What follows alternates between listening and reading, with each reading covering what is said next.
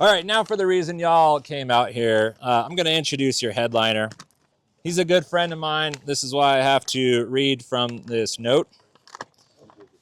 Mark Matticola serves as the Assistant Director of Operations for Advanced Soaring at the U.S. Air Force Academy and is widely recognized as one of the nation's leading soaring instructors. In his role with Advanced Soaring, he mentors cadets and officers in sailplane racing and aerobatics, helping develop the next generation of military aviators. Drawing from years of experience in high-performance glider operations, Mark brings valuable insights into energy management, precision flying, and decision-making that benefit pilots across every discipline of aviation.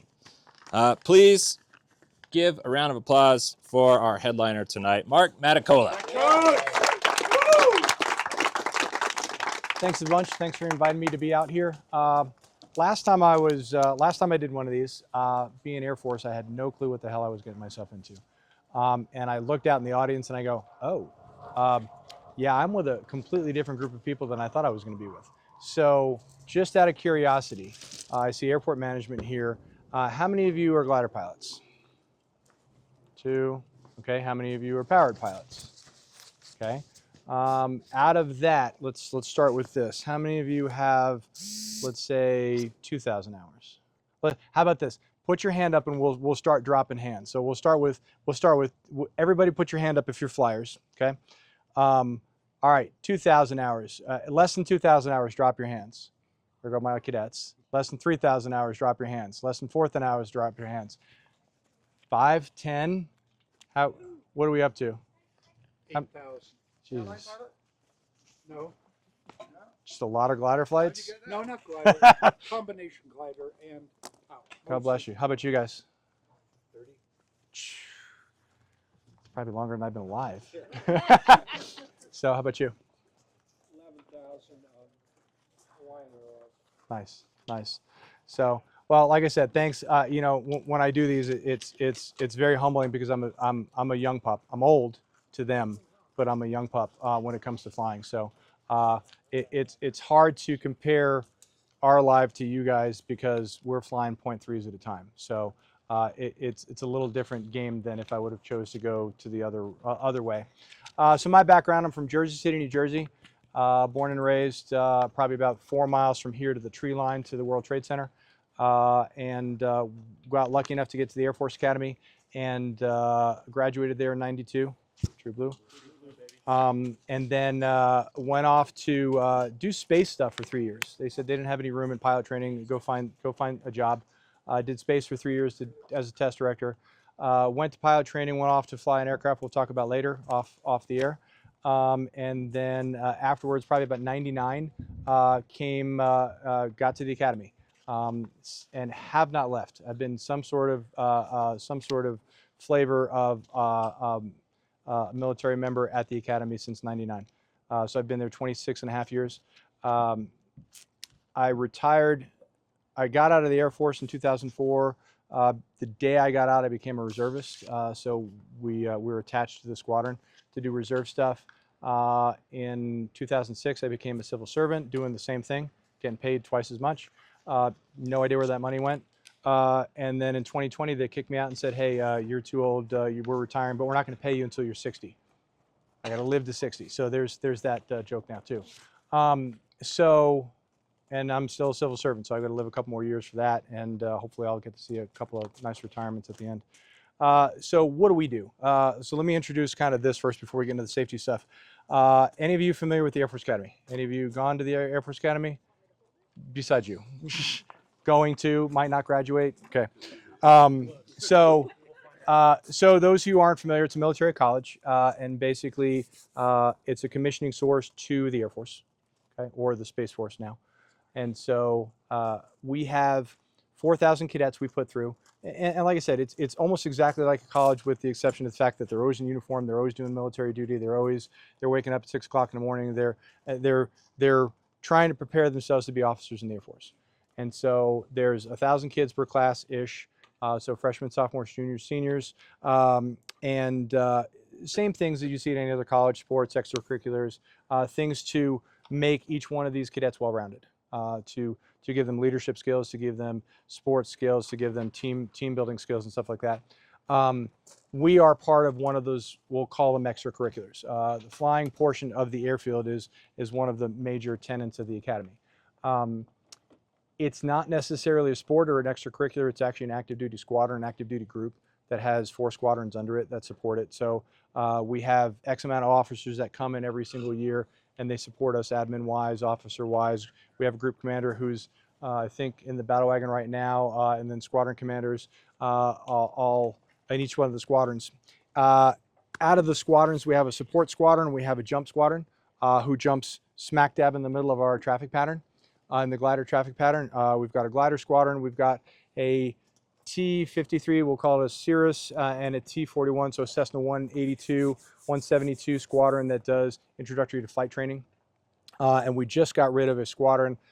We just retired the squadron that was doing introductory to flight down in Pueblo. That would go to pilot training. So they completely redid the way they do pilot training. That's a conversation for another brief. So this group you hear is a very, very small sliver of a soaring squadron. So right now, per class, we have about 70, we'll say 80 cadet instructor pilots per year. So we'll pick them up as sophomores and then juniors and seniors. So right before the seniors graduate, we have, let's say, 210 to 240 cadets at any one point, and 17 officers who run the whole squadron. So, the squadron is completely cadet run. We kind of guide them a little bit left, a little bit right. When they mess up, we'll talk to them, you know, fix them, rehab them if they have problems, rehab them flying-wise, leadership-wise. But it's run by the cadets. So we fly, on average, and this is just gliders, 17,000 glider sorties a year out of the academy. So what? What's the higher math? 34,000 sorties total between the tow plane and the glider, not including the jump, not including the 527th. So we put a lot of sorties into and out of the Air Force Academy, trying to help the cadets be leaders, to give them some sort of airmanship and stuff like that. Our goal in our squadron is to give our instructor pilots leadership through soaring, some sort of means of soaring, and then they, as they become instructor pilots, teach the sophomores to go through a soar for all program. So we try to, right now I think we have about 500 kids that we put through soaring, and out of those 500 kids, I think we're up to about a 40% solo rate in 18 rides. So in a $200,000 airplane. So kind of nerve-wracking when you're sitting there in the tower watching the kid on tow going, God, please don't break anything, please don't break anything. But in terms of leadership, watching these kids, you know, watching the 20-year-olds send the 19-year-olds up to solo is incredible. It's absolutely incredible. And like I said, they do 92%, 94% of the teaching. So it's really cool and humbling to watch by the time they get to juniors and seniors how mature they become.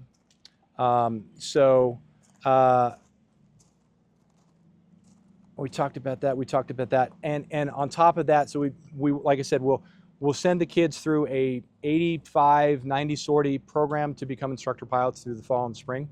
And they'll get qualified and they'll do an Air Force Form 8. So they won't be CFIs, they won't be CFIGs.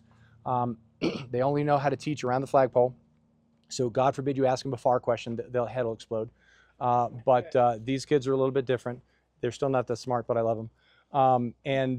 But yeah, so if they were ever going to go graduate and they were going to go get their licenses, they'd have to study and do all their tests and stuff like that. So we basically teach them to go into the area, but they also have advanced opportunities.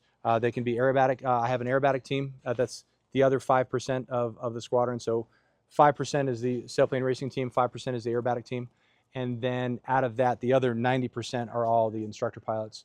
Out of those instructor pilots, they have leadership positions. So they have the same squadron structure as we do. We have squadron commanders, we have cadet squadron commanders, cadet DOs, cadet training, cadet scheduling, all those kind of folks who run everything. How many? About 140 kids per summer period.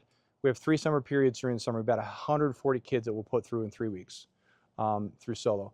Program's slightly changing in a couple of months. I think it actually started last week, where we're going to do, we'll call it Soar for All or Fly for All, where we're going back to a program that was here when I showed up in '99, where we're going to try to get as many of the kids through as possible.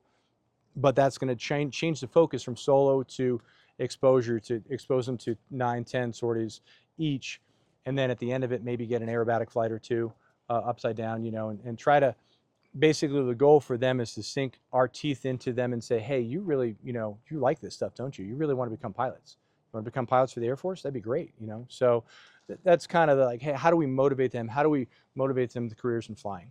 So, so out of all those cadets, they have the opportunity to become aerobatic pilots, to become demo pilots, to become demo competition pilots, to become sailplane racing team. If they're not on those teams, they can still become spin instructor pilots, check pilots, our version of stand-eval pilots, and stuff like that. So it's really kind of cool to watch the level that they get to. And a lot of times they'll come back as lieutenants. So we've got 10, maybe 12 kids that are coming back as lieutenants. We're going to put them in the tower and make them supervisors of flying. So as brand new lieutenants, like, hey, go sit in the tower and go ahead and monitor the radios and make sure the kids don't kill themselves. So it's really kind of cool to watch the mature kids who, like, they'll go exponential. And then not only do these kids do all this flying wise, but they're also in charge of, like they're all in charge of this trip. So I did very little for this trip. They did all the planning, they did the hotel planning. They drove all the trailers out here. If you watch them in the morning, they're doing assembly, disassembly on 5 gliders every single day. So it's really kind of cool to watch. If I want to take, hey, like we're doing a static, we do 40 statics, glider statics a year. We do 10 air shows a year, not including football games and parents' weekend and graduation. If I say, hey, listen, we have a static up in Boulder, you watch 5 of the Lance walk into the hangar doors open, trailer opens up, they disassemble the glider, they go away, and they drive to Boulder. And my staff will go, well, wait a minute, where are the officers? What officers? Well, is anybody going to go with them? No, that's leadership. I taught them to be able to fend for themselves. Go up there. Leadership by text, leadership by phone. Hey, I have a problem. Okay, what can I do to help? Or hey, coach, we're up here. Everything is set up in the gym. We're gonna put a glider in the gym. Oh, okay. There's an airplane in the gym. Yeah, why not? And so you got pictures. The kids are constantly coming in, and it's really cool to watch the responsibility that we give them and what they give back to us. So. That's pretty much it. And then, yeah, the responsibility of actually flying a $200,000 glider. So, okay, so most of you guys are powered pilots. So let's kind of talk about this. How much, it's a rhetorical question, how much you guys know about soaring? So gliding is easy. Gliding is, flying up. Our squadron always says, hey, we're the soaring squadron. No, you're the falling squadron. I mean, 99% of what we do is we fall back down to the ground. This is the soaring squadron. This puts the soaring squadron. These kids will sit there and fly, and we're not that good. I mean, because we only have them for a year and a half, 2 years. The guys we're competing against have been doing this for 10, 20, 30, 40, sometimes longer than I've been alive. Sorry. But to watch what they learn in a year and a half, and 2 years, and to be able to go on a 230-mile task in a $200,000 airplane is incredible, with no engine. They were, last week we were at Minden, we were all the way down to Mono Lake and back, or down to Bishop. Cadets, who I qualified last year. So for me as a coach, very humbling.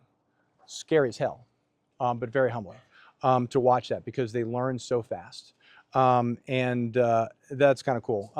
And so if you ever get a chance to come out and get a glider cross-country flight,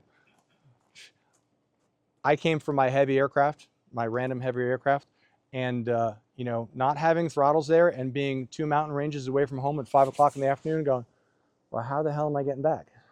I have no clue. And that's 3 of my gliders are out there right now trying to ask the same question, like, how are we getting back? Are we coming back on tow? We come back in a trailer, or can we actually find enough lift to make it back over the ridge? So all very humbling things as a glider pilot. Okay, so there's the intro.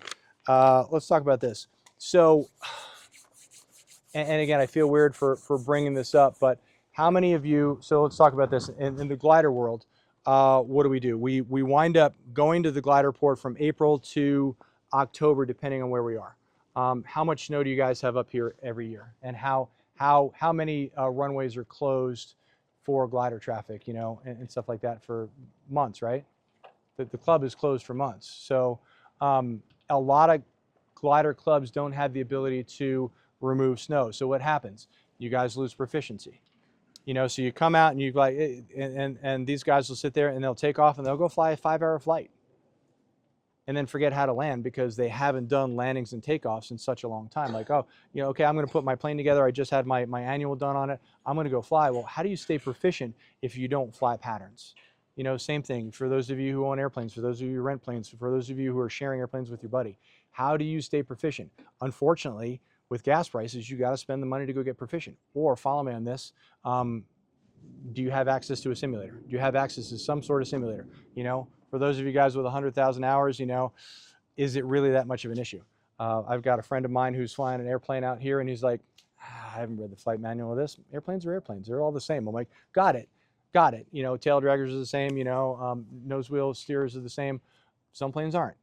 So how different is your airplane? How different is your airplane that, it's odd enough to the point where you're like, wow, this is a really cool, rare airplane. And at what point are you going to get yourself into a situation where, you hurt yourself because you're not quite familiar with that airplane?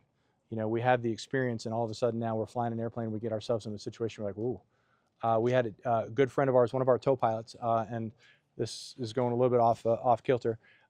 He has probably 3,000-4,000 hours flying air shows, flying tows, very, very experienced pilot.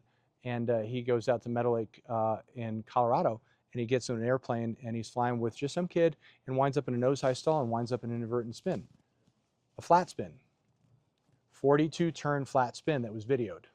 So if you get a chance to see this on YouTube, it is it's one of those where you don't like to hear the cockpit audio because he recorded the whole thing and he put it on, and you hear the whole thing and your heart just sinks because you're watching a crash video and you're like, oh my God, they're not going to make it. And he must go to church a lot because the plane as it pancaked down, hit a tree, rolled downhill and landed on its nose, and the nose took the impact. And he was at 4,000 feet. So, and he walked away. So lesson 1, go to church on the weekends if that's what you should do. Lesson 2, any one point your airplane can bite you. Okay, it could be a mechanical. Anybody know Rob Holland? Dear friend of ours, something happened to the elevator on his airplane, and I mean probably the most experienced aerobatic pilot I've ever met. If you've never seen a video of Rob Holland in an air show, this kid would make an airplane do things that you're like, how the hell did it do that? Well, how's it flying backwards? I don't get this. And you watch this and you're just amazed. I mean, tens of thousands of hours and one plane problem in the flare and that's it, you're done. So always give yourself an out.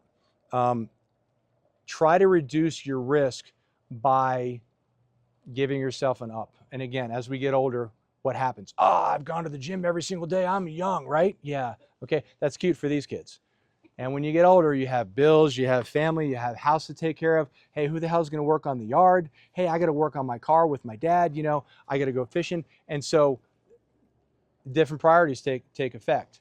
And so we're not taking the time to take care of our airplanes to keep ourselves proficient, to keep our bodies proficient. We had a dear friend of ours, and I'm not going to say what competition, he died at a sailplane competition. He had heart surgery a couple of weeks beforehand, had a stent put in. Doc's like, don't fly. Okay. Don't fly, okay. Took off, crashed right in front of us. So again, take care of yourselves, take care of your planes, keep yourselves proficient, okay? And I say that because I've got these 7,000 things, in the hopper right now when I get at home. The flying is not my priority either. So I get it. So, how many of you have gone through spin training? Do you have access to be able to do, yeah, like I said, it's great. We have a simulator in here, so I want to put the kids into a situation, hey, let's do some spin training. Let's do some aerobatics. Let's push the airplane to the limits. Spin training is real cool until the plane doesn't want to come out. We're lucky to have an airplane that spins all day long, and it'll come out on a dime, on a heading. And a lot of planes won't. So a lot of planes, the configuration, how many of you check your weight and balance every day? You have to, when you're flying the airlines, but I'm sitting there flying a puddle jumper. Okay, I know it's good for this. I know it's good for this. It's good for 1.7 over. Okay, yeah, that's fine. And you get yourself into a situation where we're starting to do the math one day and we're like, oh, we're way the hell out of CG. Like, that's not good, Okay, so those things will kind of bite you. I flew with a young girl about Jill's size one day, and I've never told you this story. We were going out and just doing a quick area tow, and we're just doing a quick spin prevent, and the damn thing got into a spin. I landed, I checked the CG, and it was at 95%. I go, oop, skinny girl in the front seat, fat boy in the back seat. Yep, that'll do it. Didn't even think of it. Flown the plane thousands of times, and it bit me. And luckily it bit me enough to the point where I'm like, okay, I could recover and come back home. Took me a couple of minutes to go, okay, good. I didn't do it. So how many of you have gotten into that situation, and I already know the answer to this, once, twice, 3 times, you're like, oh, this is how I'm gonna die today, And you're like, and luckily you got yourself out of it. Maybe one day you're not that lucky. So maybe a little bit of proficiency, a little bit of taking care of yourself, a little bit of taking care of airplane will give you that luck one more time. So, okay, so now, and I know you guys have heard this 1.5 million times. So how many thousands of models are out there for risk management? And you're like, okay, we're gonna use this acronym, we're gonna use that acronym, this and that, the other thing. So there's about 100 of them out there. What are the 4 things that we have to focus on for risk management? Just any kind of RMs, blurt them out there. Pilot. Okay. All right. What else? The environment.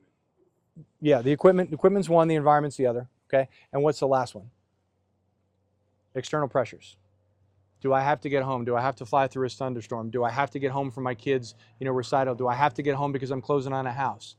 Do I have to get home because I've got something going on next week? Those things are the things that take away from our risk management. Okay. Am I feeling good today? I woke up at 4:30 this morning, wide awake, no idea why. And I'm like, well, guess I'm not flying today. There's no way in hell I was going to fly on 4 hours of sleep, but wide awake. I'm like, okay, I had to call myself out. Does that mean the plane doesn't fly? I don't care, as long as I get to go home at the end of the day. So, the I'm safe comment. We're very, very particular on crew rest. So in the Air Force, it's 12 hours, 8 hours uninterrupted. Airline pilots, my son's down at Jacksonville flying, just finished the CFII and is teaching for ACRON. They don't care about crew rest. Yeah, go fly. You just schedule me for a 4-turn. Yeah, okay. And we're just scheduled for 6 o'clock in the morning. I'm like, dude, you've really got to take care of yourself. Oh, I'm fine. I'm 20. I'm like, you're not going to make it to 21 if you keep doing that. You fall asleep and what's going to happen? I've got to go to your funeral, which is a lot of paperwork, And again, I spent a lot of time, getting him to where he was. So, but at that point, trying to explain to these kids, common sense is not. It's kind of like talking to a brick wall. So, same thing for you guys. Again, how do I look at myself in terms of crew rest? Do I feel rested to go fly? Should I be doing this? I got an autopilot. I'm fine. I got auto landing. That's fine. I've done this 1.5 million times, and then you start getting tired. How many of you, and I'm going to ask this honest question because I've done it. How many of you have fallen asleep on short final? I will tell you, I flew an aircraft that we flew 17-hour sorties every other day for a month straight. If you don't think that doesn't suck the life out of you, and you're watching the sun set, rise, and set again. Let's just say I got a call one day and said, hey, we refueled you guys yesterday. No, you refueled us. Oh, you're back in the air? Nope, haven't landed yet. Ran out of MREs, the pisser's full. So again, your body will shut off and it says, sorry. I mean, how many of you heard micronaps, in airlines? Like, yeah, I've been there, done that, got the t-shirt. Like, whoa, I shouldn't be doing this landing. I shouldn't even be in this damn seat. So, and there are times where we will take risks in military flying where we're like, okay, fine, yes, we can do this. Yes, we can do this. I'm like, you sure it's a wise idea? Now they have go pills and now they have stop pills. We didn't. We had iced tea. We had Coke. We had chocolate covered espresso beans. After about 17 of those, your hands start shaking. Like, that's not a great answer. Anybody know where, go find Jim. Please. So, like I said, tons of models. So pilot, aircraft. Take care of your aircraft, okay? A counterweight in Rob's airplane kills him, okay? Little things. When was the last time our tow pilot, I walked past his airplane and there's a bolt missing in his stab. I'm like, hey, is that important? He goes, oh, I should fix that. Yeah, probably should. Again, probably not load bearing, but again, probably something you need to be taken care of. How many times have you guys walked into the hangar, pre-flight your airplane and gone for a flight? Do you pre-flight? Do you post-flight? Do you look at your airplane? Do you wash it? Do you wax the hell out of it like some of the cross country guys do? Like every single scratch, they know if there's a scratch in your airplane, God, they will snap. So, but they know every single thing that's going on, good and bad, with their airplane. Environment. There are some days where you're like, why the hell am I flying? We have the opportunity as glider pilots because these kids don't need to turn a wheel and they'll still graduate. I don't need it. I look at this and I look at the wave and the winds are 46 knots at Rampart and the trees leaning sideways. I'm like, no, I'm going back home and going to bed. I don't need to be flying in this. Why? You know, oh, it's great training. Yeah, that's great. They can do this when they have, you know, a $36 million F-35. I'm not doing this today. There's no reason for that. You know, there's nothing more exciting than watching the tow plane next to you when he's supposed to be in front of you. You're like, well, how the hell am I getting out of this? So, and then external pressures. How many of you are like, hey, I got to get home. I got to get home now, you know? I had some family issues one day. We were down in New Mexico. Got to get home. Hey, but we need you to fly. Nope, not going to happen. Or I'm doing 17 hours a day here, and the cadets are like, hey, coach, I'm going to give you an airplane. You can go fly solo today. I'm like, no, not flying today. No, you're sound asleep in the truck. Look up, airplane's still out there. Half an hour later, look up, the airplane's gone. Either somebody took it or they put it in the box. Sure enough, they put it in the box. So it was like, yeah, at some point you're like, I shouldn't be doing this. So, and again, I know this is all stuff that you guys heard 1.5 million times, but you know, maybe if 1 second something I say, you know, yeah, he's probably right. Maybe I should, you know, not do this today. You know, is it really worth it? You know, or is my life insurance, you know, enough? My wife is like, yeah, anytime something happens to you, make sure it happens at work because, you know, that's where you get all your life insurance. But great, thanks. Not going to miss me? Nope. I'm like, great. She goes, yeah, I guess I'll miss you for a little bit. I'm like, great, thanks. So, but that's not the conversation I want to have. That's not something I want you know, I want somebody to walk up to the door and knock on and say, hey, sorry, you know, Maddie's not here. So, what questions you guys have for me? Anything? Nothing? I got one for you. Sir. I've been watching these guys come in. They're all in a, you know, one design, or it looks like. What has gone on here? Is this some kind of competition? Oh, you guys aren't aware. Okay, so hi, how you doing? You were supposed to introduce that. So this week is a regional competition here at Soar Truckee. So we have, what are we up to? 20 people? 20 competitors? 16. So 16 gliders from all over, and you know, some from Minden, some from California, some from Houston, some from Colorado. We all come in. Yes, sir. You said one design. These things are optimized for gliding flight, for climbing in thermals, and going as fast as possible in between, and getting the fastest possible average speed across country. And if you're optimizing and optimizing and optimizing, whoever has differences, they all feel the same. If you look at the 232 out here, that can fly cross country. You know, on a day where you can get thermals up to 10,000 feet, it can fly cross country. May not make it back home, but it can fly cross country. The glide ratio on that's probably a 20 to 1. So the glide ratio on at least some of the planes here are 50 to 55 to 1. So 100 The more money foot. you spend, the better the gliding. Yes. We don't have a lot of money, so we have hand-me-downs, but they still work very well for a 20-year-old cadet. So, but yeah, they're mostly the same designs. Yeah, they look like they're Yeah. very much the same. Mhm. So the Air Force cadets are involved in this competition? Yes, sir. Okay. Yep. Yeah, we're and it's been what, Mike, 5 years since we've been here? 21? Yeah, so 5 years since we've been here, and so we're glad to be back. But now it's one of those crawl, walk, run kind of things where, okay, let's learn the area. We're not going to be very competitive this week. Let's learn how to get across the bowl and get across the lake and not, you know, go swimming. You know, how to get over there, and then more importantly, how to get back. Our task today, so the task today was to go over to 12,000 foot start cylinder around here to climb over to Mineral Peak or Raw Peak over there on the other side on the Pine Nuts, to go south to Topaz, and the ring at Topaz was 10 miles, to go north to Silver Springs, and then to go north to, we changed the task twice, but I think it was Pierce? Wait, where?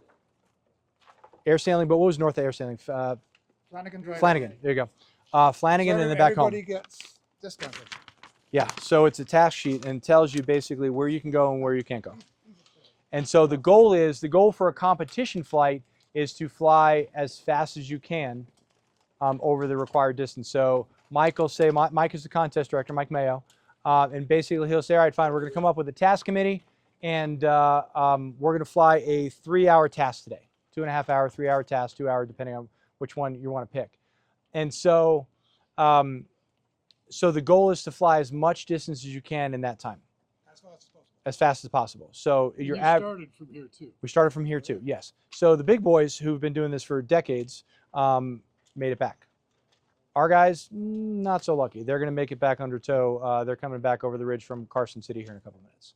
So they got over there and they left too late and they got shot down and the lift base. It was a really weird day too. It wasn't a standard Truckee day where these rocks heat up. That overdevelopment that came in from the west kind of messed things up, and so it wasn't standard. So people were going to different places to find lift, and it was definitely rough trying to get out today.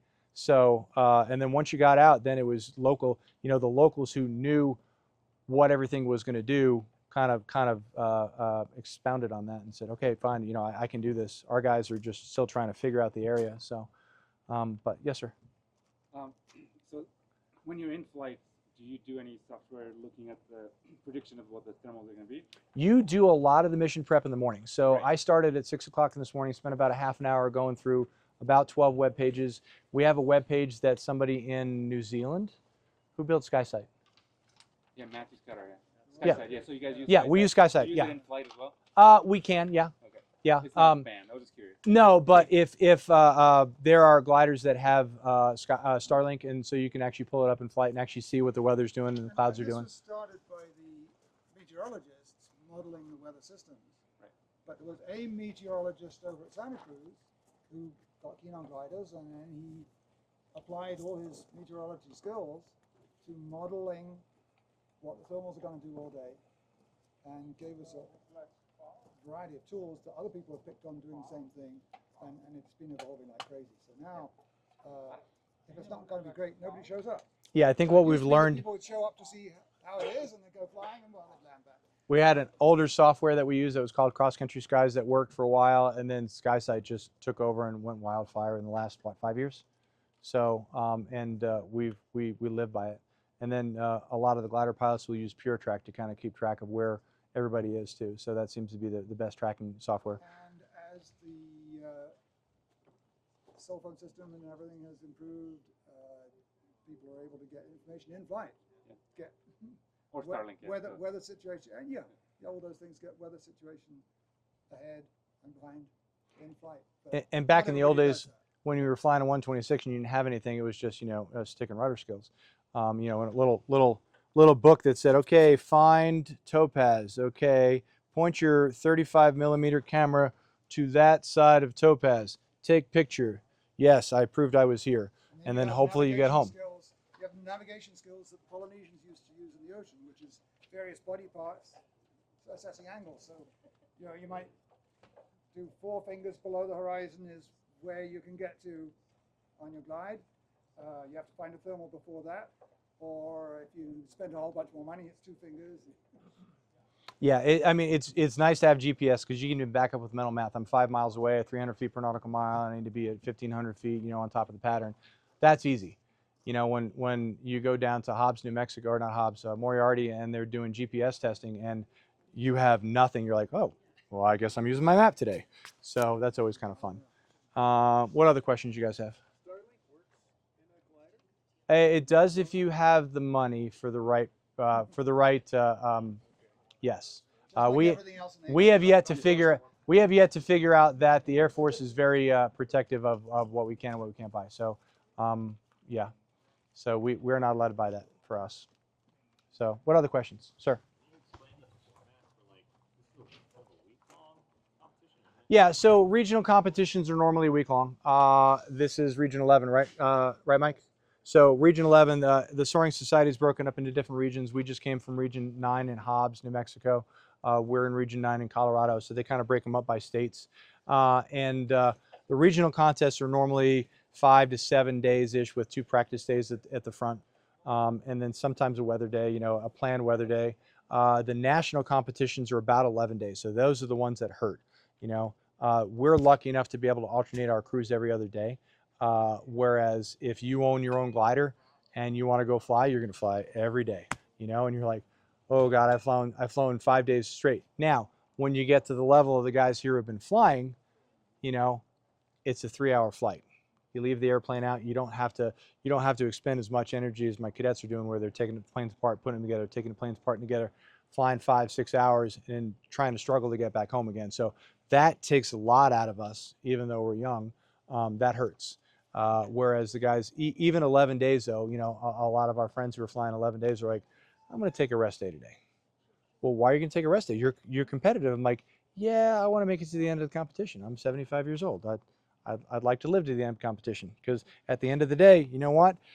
I can buy, a nice little trophy for $5, and as long as you live, it really doesn't matter. Nobody's going to remember who won and who lost this competition. They will remember if somebody screws up a glider and kills himself, or an airplane. So that is the forefront of somebody's mind. So, or puts an airplane in the Walmart parking lot. So, what other questions? My dream glider? After 250 trips in 26 years in this squadron, I'm going to retire and I'm going to a beach. There's plenty of gliders out there. They're all sweet. And at the end of the day, it's time for me to retire. We are looking at a fleet replacement though. So I know there's a lot of gliders that are capable. What do I want for my team? What do I want for the future of the team? The more dual ships I can get, the more kids I can put through. But I only have X amount of time to get them trained. Do I get one that matches my basic fleet? Do I get one that's completely different that matches my cross-country fleet? Hi, Ryan. And so there's a lot of things. I mean, the Shemperth seems to be, focusing on a lot of stuff. They have a lot of good products out there. We've got Discus, the Discus 2B. The Arcus is a very good plane. Having a motor is a very, very nice addition to a glider. I can sit there. We had a STEMI. We had a 77-foot wingspan airplane that we got rid of in 2004. Great legs, great legs. It was an albatross getting off the ground. This thing friggin' flapped to get off the ground, and God forbid you took off in a crosswind and you were sitting there staring at the wing going, God, please don't drag, please don't drag, please don't drag. And you're looking at the runway lights going under your wing going, this is silly. But it was a 50-to-1 glider. You can be 100 miles away from home and go, got this, But again, where do you put a 77-foot wingspan airplane? You got to rig it, you got to de-rig it every single day to be able to get in the hangar. It's just a pain in the neck. So it really depends on what is good for our program. The Arcus is a really nice plane, and it's nice to be able to hang your fangs out, to be able to go on task and go, my kid screwed up. All right, kids, start the engine, come on home, because now I've got to trust somebody to actually tow us home. Or I go to a competition and I don't have enough money for tow planes, I can fly myself out. So it gives us a lot of flexibility. The only problem is something that big, with young kids and runway lights. Let's just say the airport was met. You can even have old kids. Yeah, Runway lights yeah, on them. yeah. I mean, every once in a while, all it takes is one gust, and you're staring at a runway like, oh, now there goes a wing. So yeah. So, what other questions? How many gliders have ADSB? All of ours have transponder with ADSB in and out. It's required by SSA now, right? ADSB now. Just transponder. Transponder mode S, that's it? I don't know if it's required. Gliders, any aircraft which, when originally designed, did not have an electrical system, is not required to have a transponder in most of the United States. What? No, I'm not talking about necessarily the gliders, but what about competition requirements? What about SSA requirements? Competition, we really want people to have FLARM. Yeah. Nobody's ever heard of FLARM? FLARM is the glider version, the European version of TCAS. It specifically exists because gliders flying around in Switzerland, the lift is right next to the hill. And some of the hills are this kind of shape, and two gliders will be coming along and they bump into each other. Now, for a collision avoidance system, the distance between transmitter and receiver is just the distance that is enough to give you enough warning time. So these are 1 milliwatt transmitters Dave. on Jim. a ISM unlicensed band. So anybody can have one, and so it worked out that the engineers in Switzerland could put together this system, and people stopped crashing into each other. And now it's gone worldwide, and it's being used in mines, preventing mining vehicles. And so let me give you an example. At a bigger competition, we just came from Hobbs. We had 40 gliders, and 40 gliders are in the air at the same time. And so you would have 20 gliders at any one point in a thermal with you, which is exciting. And if you're all going the same direction, that's great. There's always one guy. There's always one guy who's like, I'm going right today. Leroy Jenkins. I'm like, oh God, please, what are you doing? Or fly right through the thermal with like, what are you doing? Why are you trying to kill me today? So it's nice to have TCAS. It'll yell at you. It'll give you an RA. And then I think it was last year that in England somebody died with somebody else leaving a film, and they were all going around in the same direction, and they couldn't quite see each other. Yeah. And they had flan, but because there were so many, there were all these messages coming up on the display. So nothing's perfect, and you can still crash into it. But it helps a lot. And actually, a lot of the gliders, they come up with a new canopy strobe too. That so your alarm will go off and start yelling at you and say, "Hey, look up!" And now you see a strobe coming at you, like, "Oh, that's the guy who's trying to kill me." So. But farm doesn't. You guys denting my airplane, that probably doesn't help me, right? You know, but again, if we're, I mean, I like I said, I know we send out transponders because. But probably most of the gliders don't. And more we do. And the joke we make is that it's airliner repellent. The SSA does have some rules. Getting transponders and gliders. We had more gliders with transponders that operate out of Truckee than most Gliderports 10 years ago.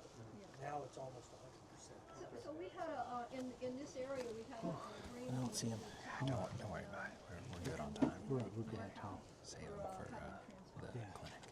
Get them back up here. But the SSA actually has a rule for competition pilots, and I don't know what it is. I don't know if one of you guys knows, but they do have a for an SSA Soaring Society. Yeah, I thought it was. I thought it changed a couple of years ago, but I don't remember. Yeah. I mean, we automatically had them, so I really didn't pay attention to it. It's so available now, and it's so inexpensive, Yeah. and the batteries are better, so they actually do require it. Yeah, I know Flarm was required, but yeah, I didn't think transponders were yet. I know it was highly encouraged.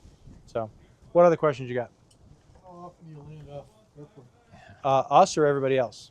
Well, I don't care. Either. Uh, What do you know of? The guys who've been doing this for 20, 30 years, what, maybe 5%? Do what? Land out. Land off airport. Landing off airport So- is something we do not do in the Western United States because off airport is really, really rough. For competition. I have landed off airport twice in England. Now, the soaring folks will say an off-field, you landed out. The Air Force likes to clarify that because we don't want to freak out all our leadership. We landed out. What do you mean? You landed out someplace you didn't? No, we diverted. That's a tactical term right there. We diverted to Carson City today. There you go. I put myself in a field with a cow, Avash. I will put a cow on the side of my airplane and go moo. And I have a couple of videos with moos in the background at 6 o'clock at night as the sun's setting, nice and romantic with the gliders in the field. It depends. It depends on, Uvalde, there was a whole bunch of landouts, because again, they're trying to push, they're trying to compete. They're leaving the thermal at 2,000, 3,000, 4,000 feet, and they're sending it. And our guys have a lot more higher altitude, so if we land out, we just suck. So, but the big boys who are competitive, who want to get to the next thermal and want to win this race, sometimes that thermal's not there, and they're like, oh, I guess I'm picking that field right there. Nice field. People flying from here generally stay within gliding range of a nice runway. An airport, yeah. Well, the gliders are delicate. I do it without it. Landing off pavement sounds like it might do some damage. It depends. You get very proficient at looking at fields. Nice green lush field looks great. Like, oh, that looks like my lawn. And so you realize the crop is this big, and you're like, oh, I'm going to flip my glider and rip the wingtips off. Like that's great. We landed in Texas a couple of weeks ago and caught grass, and this grass that was this big grabbed our wingtip and it flipped the plane around. Ground looped it on the ground. Just because of a little crosswind. So it doesn't take much. You put a 60-foot wing down, and it wants to turn. You get that tail wheel off the ground and you're spinning, and it's an exciting ride for about 3 seconds. So yeah, anything we can do to avoid an off-field landing is huge, because we want to give our plane to the next person the next day. Well, So where gliding originated in Europe, there's nice fields all over. freshly mown hay fields all over the place, which is a Yep. beautiful thing. Now, as the European gliding has gotten older and older and older, and Europe has developed more and more, there's more fence lines and more barbed wire. So now they have the barbed wire cutters on the canopy, so you don't cut your head off. So Where this fella came from, Holland, it's mandatory to have bars in the canopy so that if there's a fence coming up on you, you can't see it. Very often it's an electric fence, and it'll slice you off on the neck if you don't have these bars up. Wow. So that's why we picked pavement. Pavement is much better. The goal is to return with the same glider we started with. Yes, sir. All right, I think this question is like the most obvious one I've been thinking of. So, and maybe the most helpful for everyone here that's a powered pilot. You don't have an engine. When you're gonna land, there's no going around. You only get one shot at it. Maybe you could give us some advice about what that's like. Like I said, it's very humbling. It takes a lot of practice, and it really depends on what kind of field you're going to put it in. We do, at least for our training, and the Soaring Society recommends spot landings to be able to be as a requirement to compete. So we add this to our syllabus for precision landings, for obstacle landings. So what does an obstacle take away from your landing distance? Anybody know? Math-wise, angle-wise? 50-foot obstacle, 10 times the height of the obstacle, so about 500 feet. So if you think of that triangle, you can't land in that triangle unless you dump your nose and do this, and now all you've managed to do by dumping your nose is building airspeed, and now you're just going to land faster in the same damn spot anyway. So you're going to lose that runway available. So you go to South Lake Tahoe and you got trees on the end of it, you go to Hutchinson, Kansas, and you got 50-foot trees on the end of it, you're not landing in the first 500 feet. So we have more control of our glide slope with a power plane, right? yes, yeah. So again, if you have flaps, if you have air brakes, some of the planes are combined flaps and air brakes, and they help you a lot, and you can actually drop down a little bit more. Whereas you're flying 150 knot approach, you really don't have that ability. I had a glider where you could come down 1 in 4, or 1 in 50, and it's just by this control. And so you know that you can land somewhere between here and there. The only problem happens if suddenly you can't land here or there, and then you have to land to the side or something. So there's not that much to worry about. You do have great control over so how for far you're going to go. our spot landings for, let's say, our DG 1000, we practice 600-foot landings. In the smaller planes, we can do it in 400 feet. No obstacles. So, and it takes a lot. I mean, if you're off airspeed by 5-10 knots, you're still going. You're not going to make it. So you've got to be right down at min touchdown speed, and we have the ability to be able to touch down tail main. So that helps a lot. Here, not so much. God built a cliff on the end of the runway, as a joke. So. Slips for landing is a very, very important part of learning how to fly. Yes. Yep. I can tell you, slips in a 135, not a good idea. You watch the CFM 56s do this, you're like, oh, that's not good. That can't be good for the plane. So yeah, like I said, that helps a lot too. So yeah. You could tell them a little bit about landing at the cliff, right? Hmm? You could tell them a little bit about landing at the cliff. You're the one with the technique. Well, I was shocked the other day to be talking with somebody I'd never met who's with Truckee Power over there. He was talking about the air that swirls round and round and round. The reason I was shocked was nobody ever believed me telling them that.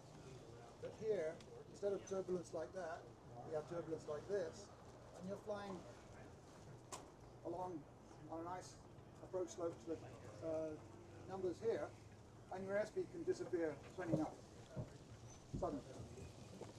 So I've been telling people for years to come in 80 knots, even if the book for landing on a balmy summer evening in Europe says come at 50, yeah. Come in at 80.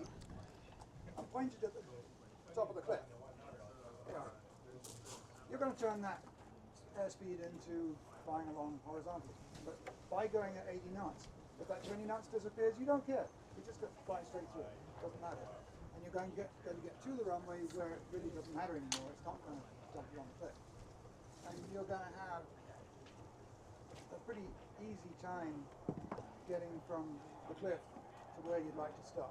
Here we're going off on this angled turnout, and 80 knots over there, you might not get that. Now, of course, if you're trying to get the fuel over there, then never mind the cliff. Just fly over 500 feet or whatever will get you to the intersection. So Dave, to answer your question, if we're going to land out, we will mission plan all the fields, all the airports around here. Are they wide enough? You know, for the solo ships, are they wide enough for the dual ships? How long are they? You know, I would rather have 1,000-foot field all day long. 3 fields, you know, and now, but yeah, 3 fields, and God forbid I roll out on the center field and there's something in it, I go, oh, I'll pick the left, I'll pick the right. Always give yourself an out. And then that way, if, you know, I mission plan and I'm like, okay, I'm going here, I'm going here, I'm going here, it should be good. And inevitably I get there and there's a Walmart there, and now I got to figure it out. I'm like, okay, that wasn't in my mission planning. So, but yeah, the longest, softest thing you've got, you know, if you're going to land off field is a wonderful thing. So, crop circles, pivot fields, they're great. Cows are hard to dodge, and they get really pissy when you put a glider in their field, especially the bulls. The ones with the single cows, don't go there. So, what other questions? I have a question on parachutes. Yeah. Who and why do glider fighters wear them? We, by our Air Force rules, we have to fly when we're flying aerobatics, wave, or cross-country flights. So when we're flying at home, technically we don't have to fly them. So if you're at 1,000 feet, parachute's not going to work. It's not going to do anything. So if we're just doing quick areas, you know, or patterns, we don't need them. At the end of the day, God forbid you're sitting there flying with 10, 15 gliders, and all of a sudden somebody doesn't see you. Yeah, you're walking home. So, or something happens to the airplane. That happened to one of our guys a couple of years ago. Plane failed and he had to walk home. So, what other questions? Anybody? Dave, we have time for number 2? I think we're going to wrap it here. So let's get a round of question? You're pointing. Oh, Jim. Jim's here. Yeah. I wasn't sure if Jim was here. Yeah. All right, so ladies and gentlemen, the more important person, Dave said that I was the center of attention. Not at all. So for any of you who know who Jim Payne is, Jim, and he won't brag on himself, but I will. Jim has earned so much. He has submitted so many cross-country records that the Soaring Society had to make a special badge for him. Because he circumnavigated the world.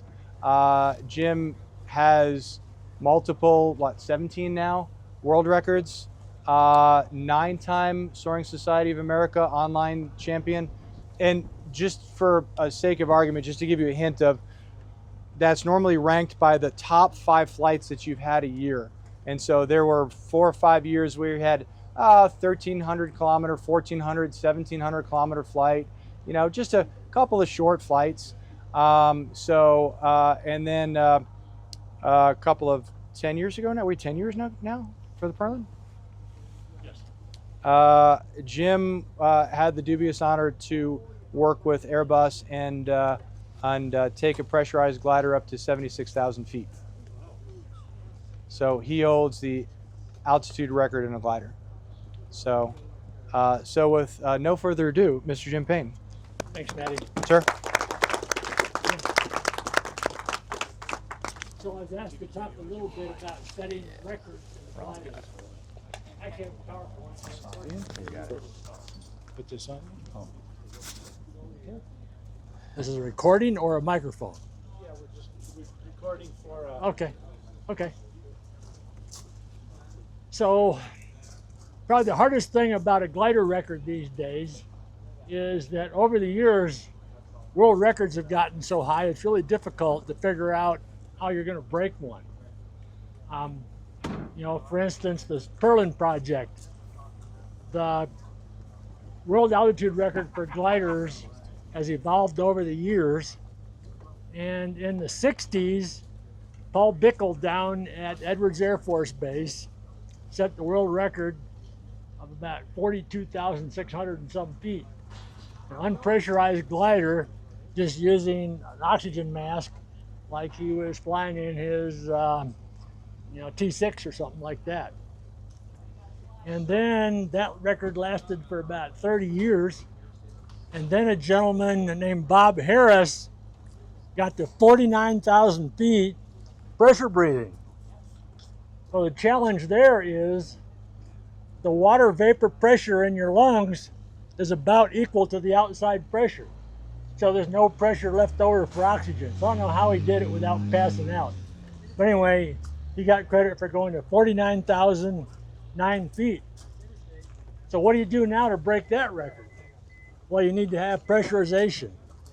And Einar Einaboldsson, who was a test pilot at NASA Dryden and later went to work at Grobe, got connected up with Steve Fawcett, and they actually put some pressure suits in a glider, and they flew to over 51,000 feet and claimed the world altitude record. They were doing it in a two-seat production glider. The problem is it gets really cold as you get that high, and even though they had modified the canopy, it shrunk enough that the air leaks were so bad that they basically froze to death. Also, wearing the pressure suits, the pressure suit has 100% oxygen inside of it, up to 35,000 feet.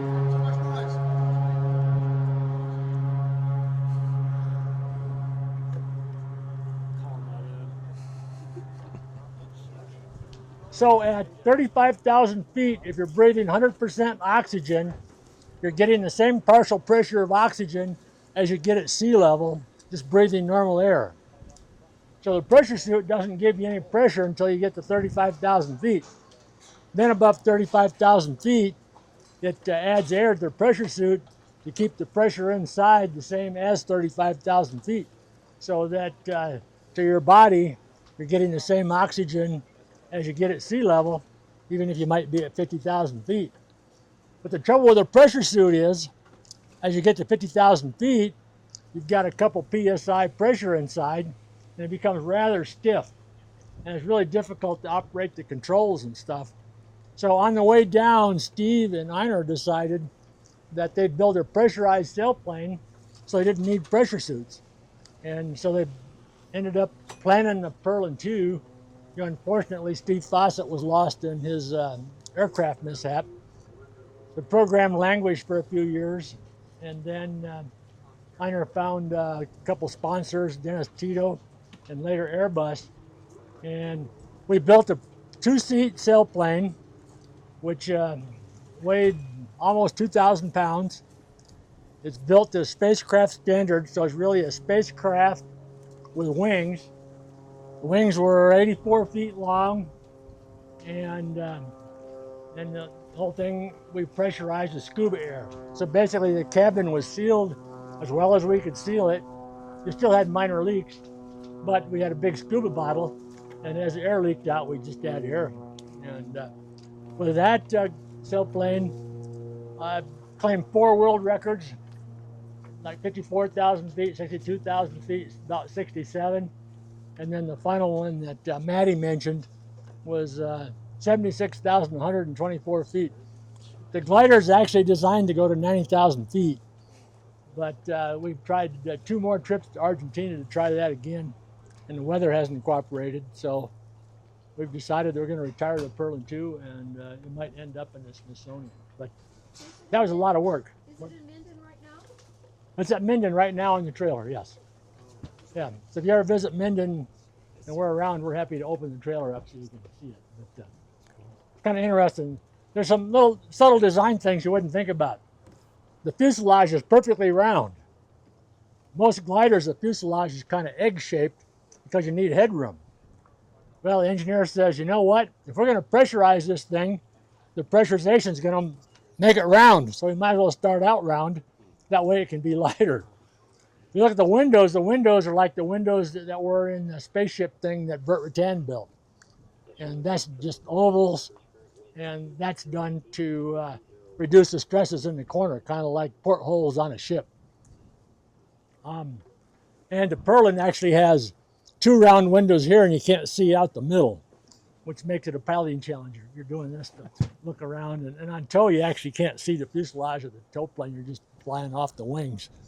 And we ended up, we found a tow plane where we could tow to the stratosphere. It turns out the tropospheric mountain wave goes up to the tropopause, and the stratospheric wave that's above it is not necessarily aligned. We've done 2 flights from low altitude all the way up above 50,000 feet, but it's easier if you tow to 40-some thousand feet and start out in the stratospheric wave. So I hold what would be the world record for the highest tow, if there was such a thing. We towed one time to 47,100 feet. Took about 75 minutes of looking through my 2 straws here. So that was an endurance test right there. How do you keep ice and stuff? Pardon me? How do you keep your windshield, or do you get ice forming on top of your? Great question. We've had major troubles with ice on the inside of the windows. And what we ended up doing is creating plenums. So the windows are isolated from the cockpit and putting little heaters in. Okay. Yes. Can you talk about the last record that you did that was not in the Pro Am? There was something around here? Yes. We might relate to those of us who stay below 50,000 feet? Yes. Okay. Well, the most recent world record that I've done in a glider without going high is back in 2015. I claimed the world speed record for 1,000 kilometer out and return speed. On that flight, it took off from Minden, and I set a start gate down by Inyakern. We went north 500 kilometers, which went almost to Doyle over there, and back. And I did 1,000 kilometers in less than 4 hours. The speed was 254 kilometers per hour, and that's like 154 miles per hour. And it's all done in mountain wave. You know, the Sierra here are a special spot in the world. When we end up with, especially in the wintertime, but in the summertime it can happen, you get zonal flow that's coming over the mountains, and the air is stable. It comes up over the mountains, it comes down the backside, and it puts a wave in the atmosphere. It's a 3-dimensional wave. In your glider, you're just 3-dimensional surfing, going, you know, as fast as. But basically, on that flight, most of the time I was flying at VNE. Okay. Were you staying below Class A, or were you, do you have clearance? On that particular flight, I had a letter of agreement with Oakland Center, and they gave me clearances as high as flight level 230. And in R2508, I had what they call a Sage 2 clearance with Edwards Air Force Base. They're treating me like an F-16. There I could have gone to 29,000 feet.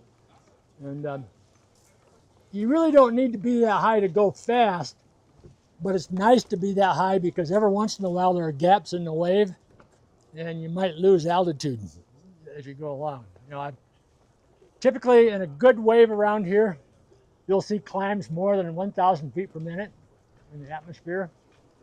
I've seen waves going up probably 2,000 feet a minute. I think the worst I've seen in sync is about 40 knots, 4,000 feet a minute. The air's going down in the down part of the wave. So you got to be really careful, you know. What's the spread between your B&E and stall at 79,000 feet? Well, it's designed to go to 90. Off the top of my head, I don't know the exact one, but at 90,000 feet, the stall speed's 39 indicated, and the Mach limit is at 54 knots indicated. And if you extrapolate those to higher altitude, the coffin corner, which is the altitude at which the stall speed and the V&E are coincident, would be 96,000 feet. Okay, but in the glider, you have to be able to maneuver to stay in the wave. Typically, what happens is your true airspeed is higher than the wind speed. So, you know, the wind's coming over the mountains. It forms a line of lift, and we fly back and forth in that line of lift, crabbing into the wind. So I've seen days when I'm straight into the wind and they're going backwards because the wind speed is higher than your true airspeed.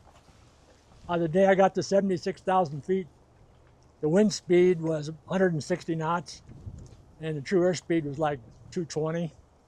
If you get to 90,000 feet, if you're doing 54 indicated, your true airspeed is over 350 knots. So it's a really unique, situation. What tow plane takes you up to 40,000? You ever hear of a Grobe egret? 520. A Grobe egret with 2 T's. The word egret, when they named the Grobe, is actually an acronym for the companies that were involved in the building of it. It was, if you go back to the 80s, Germany wanted to buy some U-2s to spy on the East, and we wouldn't sell them to them. So they designed this turboprop, it's about a 10,000 pound airplane. It's got, I think, 116-foot wingspan, and it's 750 horsepower, flat rated at 28,000 feet. So on tow, we were climbing 1,000 to 1,200 feet a minute to 28,000. Then you get above 28,000, and then the horsepower starts going down because it's below the flat rated power. So yeah, it's quite a machine to tow behind because bigger than the glider. Normally the glider's got more wingspan than the tow plane and so on. But in some respects, it was slightly easier because the tension in the line was so high, there's no way you're going to get slack because you're kind of looking up at him because he's climbing so steeply. But, there were some upsides too. For instance, typically in the mountain wave, you have a zone that's underneath the first primary where the turbulence is extremely severe. If you fly from a glider site where the airport is downwind and you have to tow through the rotor to get to the wave, you get in the rotor and, it's all you can do to keep the sunny side up. And in the length of the tow rope, you go from this severe turbulence to the wave, which has the most laminar flow you can imagine. It is absolutely smooth. People don't believe me. But on the flight to 76,000 feet, we climbed out so steeply we missed all of the low-level turbulence. So that flight was completely smooth the whole flight. We didn't hit one bump the whole day. And the same thing like on the 1,000K out and return speed. There was turbulence down low, but once we got up in the wave, it was just a smooth ride, having fun, beautiful distance.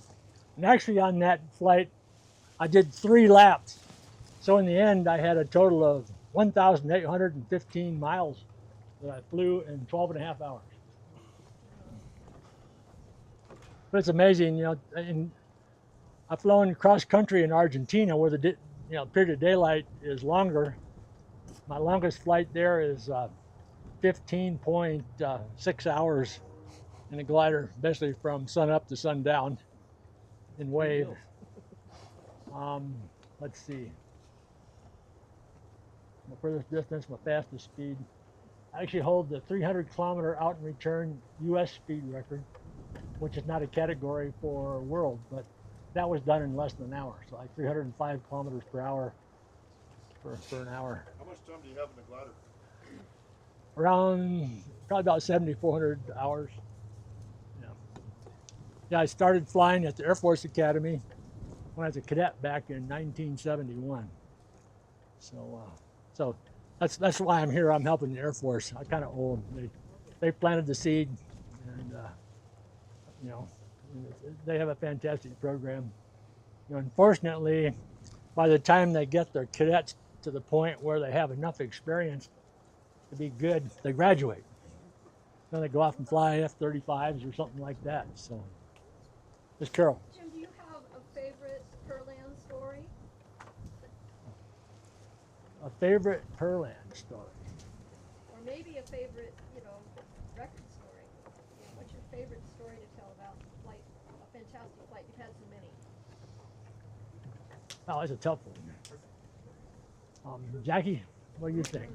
I'm not getting, no, I'm not getting. Oh, Jackie's got great stories. Oh, I do, No, but well, getting the actual record was extreme satisfaction. When I was a cadet at the Air Force Academy, the Academy owned the SGS 225. It was donated to them, but it was not airworthy at the time. That glider held the world altitude record for a two-place glider, like 41,000 feet or something like that. And in the top of the hangar, there was a partial pressure suit hanging up there. So when it came time for me to write my senior paper when I was at a technical writing course, because I was an engineering major, I wrote about how to break the world altitude record in a glider with a pressure suit. So that was done in 1973, and the 76,000 foot flight was done in 2018. So that was a long-term dream.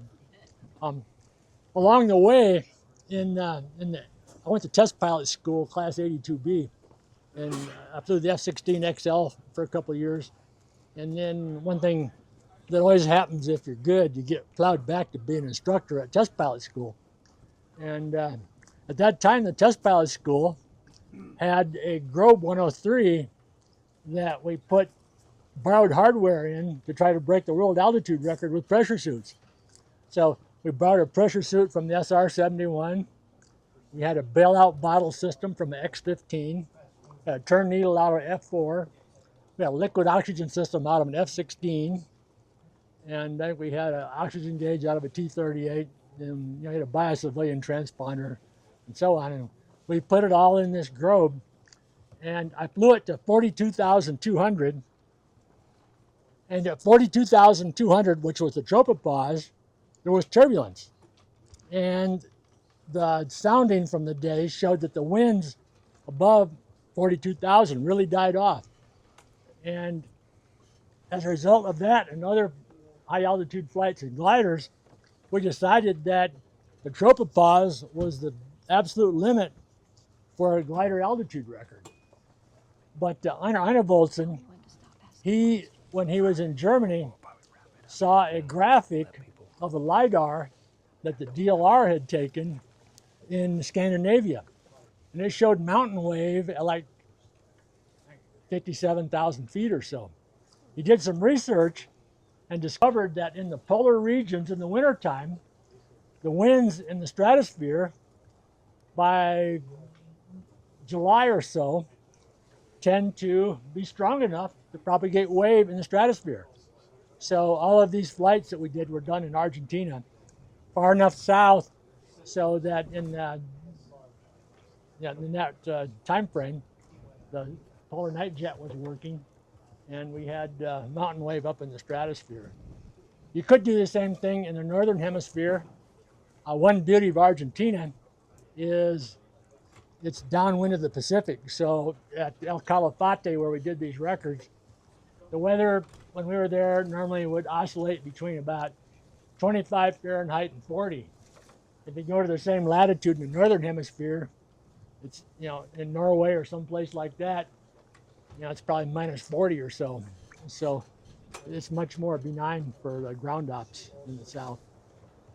How high of a mountain wave can you see around Minden? Well, I know people have been to 40,000 feet at Minden. In the past few years, the FAA has not been pleasant because we used to have what we called a wave window, which allowed us to go up into the Class A airspace, and they took it away. Did they turn your transponder off now? No, I'm not going there. I like to fly too much. Mr. Harris, when he set his record, it was really unfortunate. He had a letter of agreement with Edwards to do that record. And the day that he did the record turned out to be President's Day in like 1987 or 88. And because it was President's Day, Edwards went on holiday.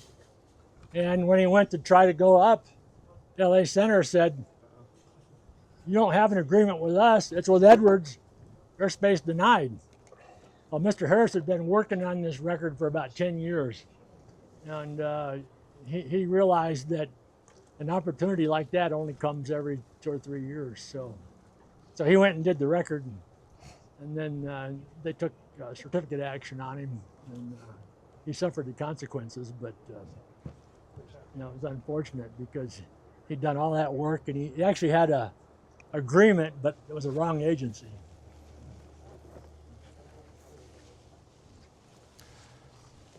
Well, Any other thank questions? you, Jim. We're going to wrap it up now. Okay. Let's hear a round of applause first for Jim, for Mark, for Ron as well for hosting us here today. This is our first time at the Gliderport, and so thanks to everyone for even finding this place and coming out. We're going to be back next month in the conference room on August 21st. And before these guys get out of here, I've got a little something for each of them. Careful, that seat's broken. Okay. These things. Some special. Thank you. There's no more pillows, Thank you. unfortunately. But where did Jim go? Hang on a sec. Mark, thank you. You get the float plane sweater. Sweet. That's awesome. Yeah. Thank you. Where did Jim go?